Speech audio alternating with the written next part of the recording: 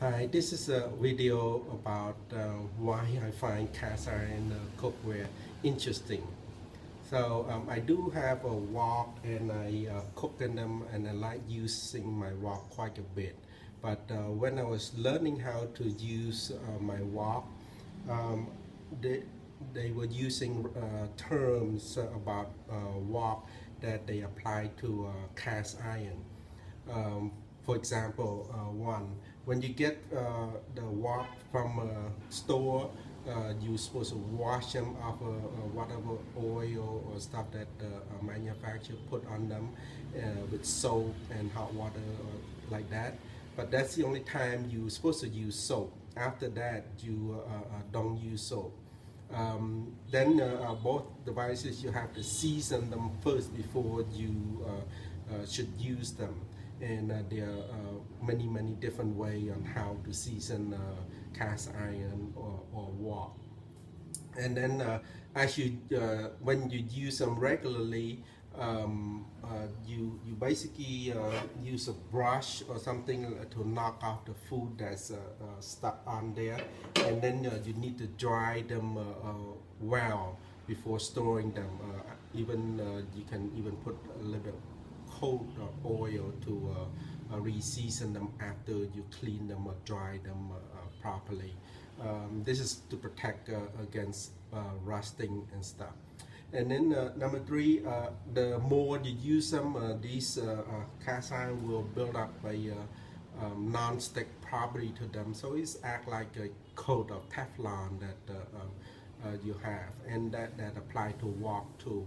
And now the food that you produce from this is quite similar to with you sear your meat or your vegetable, caramelize your vegetable so that you get better tasting food and stuff. I found that quite interesting. So from two different culture from opposite side of the world have to go through the same technique in their cookware to do this. So this summer when I have my vacation, I decided to dig into what it was all about with cookware, with cast iron skillet. There's a lot of information on the web about this. There's a guy have a really good website called Cast Iron Chaos, and has a really good YouTube video on the old generation of cast iron to the present generation of manufacturer. With the information that I read and stuff, I decided to go ahead and try to find me some cookware so that I can use to bring back here. And I wasn't looking for any kind of manufacturer, even though if I had been able to pick up a Griswold logo, I would be pretty happy with that, but I didn't. I just find one that I think I can use, has nice weight and has nice cooking surface and stuff. So I pick up one of these at I think a flea market somewhere, and after I didn't know what it was, but after I got home, reading more about it, I think this is an unmarked Griswold the Iron Mountain series. So I hope that I'm right. So, and then right before I had to leave, I again in another flea market, I found this one. I believe this one is an still older unmarked Griswold again, because of the lettering and the font that they use. And the thing is, these are really light.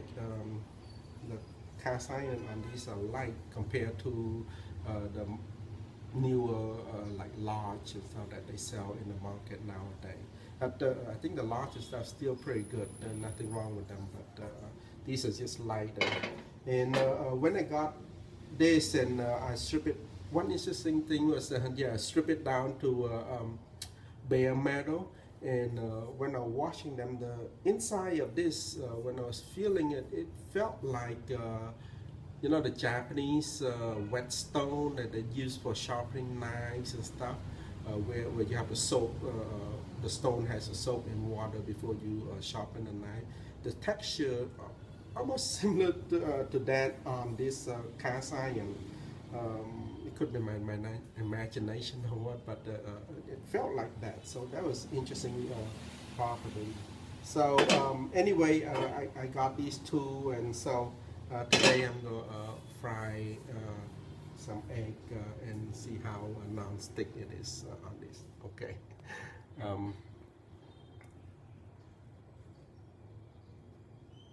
So this is actually my third time cooking on this skillet here. So cooking egg on this. So you basically don't want to start out with a high flame heat. You just want to start with slow. Compared to a wok you basically almost like need a jet engine fire going to get it hot, get it nice. But these retain good heat, and it will get very hot. So so you will need one of these handle protected thing to cook. So anyway, just get this warm up and you cook us some egg.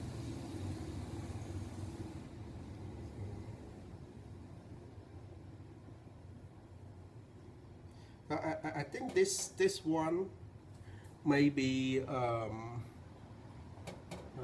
70 or 80 years, and the other one is maybe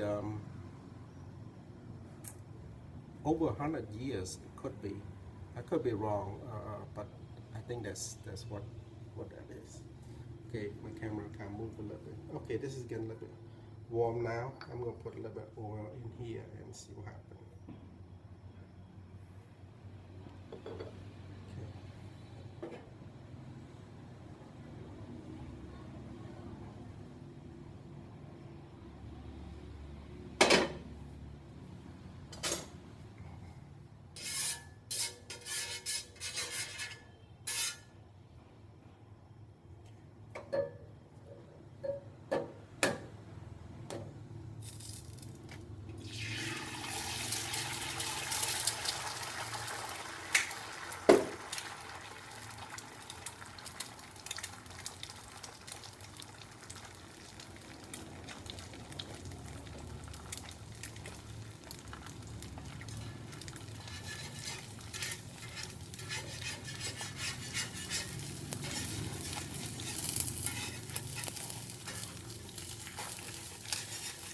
A little bit sticky there, but I think I just need some more oil.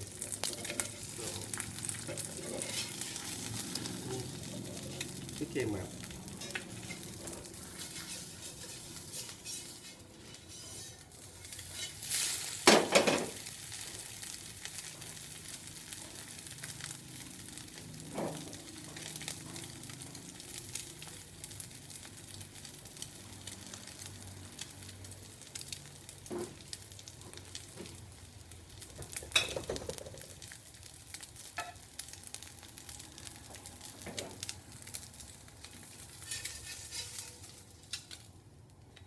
Okay, so as you can see, that's pretty good, not sticking anything like that. So yeah, I think I'm going to enjoy it quite a bit, learning how to use this. One thing I want to say about using this is if you decide to want to start learning how to use them and stuff. There's a lot of information on how to season them, how to maintain them, and all that. And it might be confusing to you, but you should look at the other way, that because of the cast iron property, it allows you to be able to use it in these so many different ways. And none of them are incorrect. They are correct, and they're good. So don't be intimidated. Just go ahead and start using it, and follow your own rhythm, and before long you'll become an expert, and maybe doing video YouTube video on how to fry an egg for other people. Okay.